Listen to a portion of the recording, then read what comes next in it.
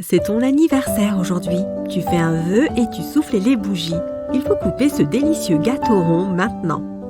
Les invités ont hâte d'y goûter. Attends une seconde. Tu es sûr de savoir le couper? Par habitude, les gens coupent des tranches en forme de V. Cette méthode est la plus connue, mais elle est loin d'être parfaite. Certains invités auront une part sans glaçage alors que d'autres en auront beaucoup. En plus, un gâteau est assez fragile, donc tu risques de mettre des miettes partout. Cette technique est devenue virale parce qu'elle est carrément pratique. Il suffit de presser une planche à couper très délicatement sur le gâteau.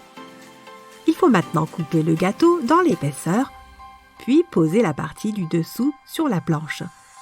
Tu peux maintenant couper cette grosse part en petites parts pour tes invités. Chacun pourra ainsi manger la quantité de gâteau qui lui convient. Mais bon, personne ne veut de petites parts en général. Les restes de gâteau vont aussi pouvoir être conservés plus longtemps. Si quelqu'un veut encore du gâteau, il suffit de répéter l'opération. Si le gâteau est trop petit par rapport au nombre d'invités, voici une petite astuce pour que tout le monde soit servi. Coupe le gâteau en petits cubes et mets-les dans de petits ramequins en papier. Il suffit ensuite de mettre un cure-dent dans chaque part pour qu'elle ne tombe pas en morceaux. Et voilà, tu peux servir ce gâteau canapé sur un plateau. Si tu n'as pas de couteau pour couper ton gâteau, tu peux te servir de ton fil dentaire. Si tu fais ça bien, le fil dentaire coupe parfaitement les parts et maintient toute la déco et le glaçage en parfait état. C'est une méthode qui fonctionne aussi parfaitement pour couper des tartes ou les gâteaux dans l'épaisseur. Bien évidemment, il vaut mieux utiliser du fil dentaire neutre si tu veux éviter d'obtenir des parts de gâteau au goût de la menthe. Tu accroches des tableaux ou des diplômes au mur. J'en ai pas mal chez moi, mais ils refusent de rester droits. Si tu utilises un seul clou pour fixer des cadres qui ont un fil d'accrochage à l'arrière, il y a grande chance que ces cadres ne soient pas droits. Le mieux, c'est de mettre 2 clous. Tes tableaux seront enfin droits. Il faut aussi s'assurer que le fil d'accrochage du tableau ne soit pas trop long. S'il est trop long, un espace va se créer entre le haut du cadre et le mur. Tu peux aussi utiliser ces pastilles adhésives. Il suffit de les placer dans les coins inférieurs du cadre pour que celui-ci ne bouge plus. Même les marqueurs de meilleure qualité arrêtent de fonctionner un jour. Ce n'est pas une raison pour leur dire adieu. Colle-les autour d'un pot de fleurs puis peins le tout avec une bombe dorée. Résultat, un vase glamour pour décorer ton salon. Ce projet marche aussi bien avec n'importe quel autre vase ou boîte de conserve, du moment qu'ils sont de la même taille que tes marqueurs.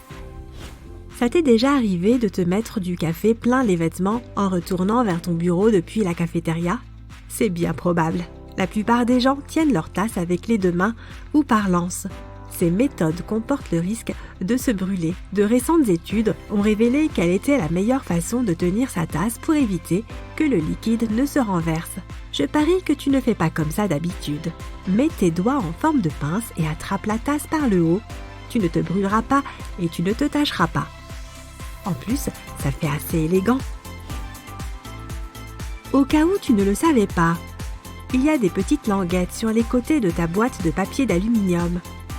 Si tu les pousses vers l'intérieur, elles maintiendront le rouleau en place pendant que tu le déroules sans effort. Dans certains magasins de souliers, les chaussures sont vendues avec un petit cintre. Attends, ne le jette pas, il a une utilité. Si jamais tu mouilles tes chaussures, tu peux les mettre à sécher sur le radiateur sur ce petit cintre. Elles sécheront rapidement et de manière uniforme. C'est particulièrement utile si tu mouilles tes chaussures en allant au travail. Si tu aimes laver et sécher tes chaussures à la machine pour qu'elles soient parfaitement propres, tu sais bien que ça peut faire pas mal de bruit. Pour éviter ce bruit de cailloux dans le tambour, mets tes chaussures avec leurs lacets dans un sac à linge. Si tu n'as pas de sac à linge, une tête d'oreiller fera l'affaire. Tu peux aussi mettre une vieille serviette dans la machine, elle frottera tes chaussures pendant le lavage et elles seront encore plus propres.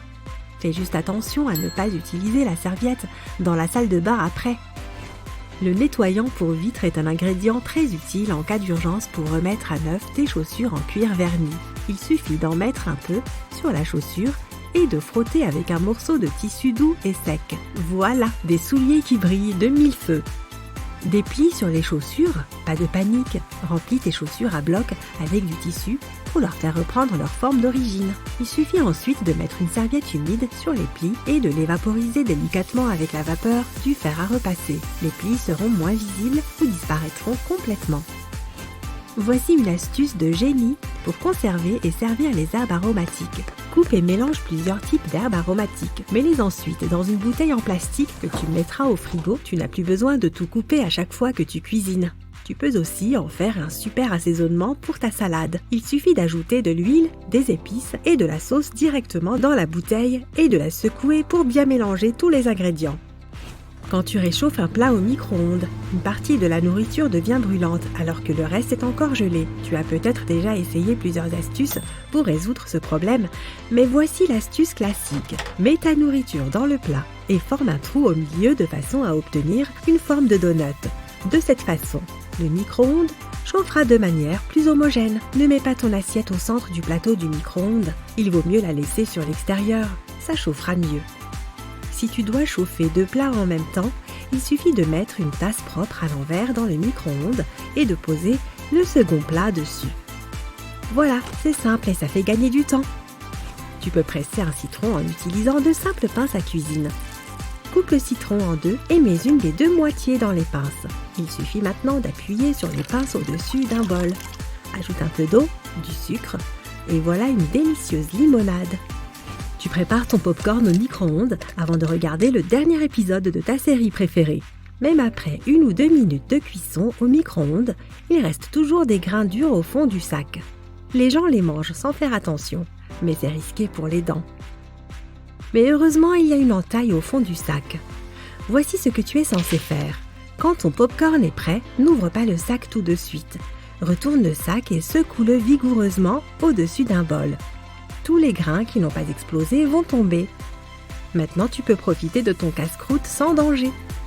Si par hasard tu brûles de la nourriture sur tes plaques et que tu veux éviter que les détecteurs d'incendie ne se déclenchent, voici une petite astuce. L'une des meilleures façons de se débarrasser rapidement de la fumée, c'est d'utiliser une serviette à moitié mouillée. En tenant la serviette du côté sec, fais-la tourner au-dessus de ta tête. Le côté humide va absorber très vite les particules solides de la fumée. Pas besoin de couteau pour peler un kiwi. Il suffit d'enlever le haut et le bas, puis insérer une cuillère dans le kiwi pour séparer le fruit de la peau. Voilà, un kiwi tout pelé. Certaines personnes préfèrent cependant manger le kiwi directement avec la peau. Elle est parfaitement comestible et très riche en fibres, acide folique et antioxydants. Si le côté poilu ne te pose pas de problème, fais-toi plaisir. Mais n'oublie pas de laver tes kiwis avant de les manger.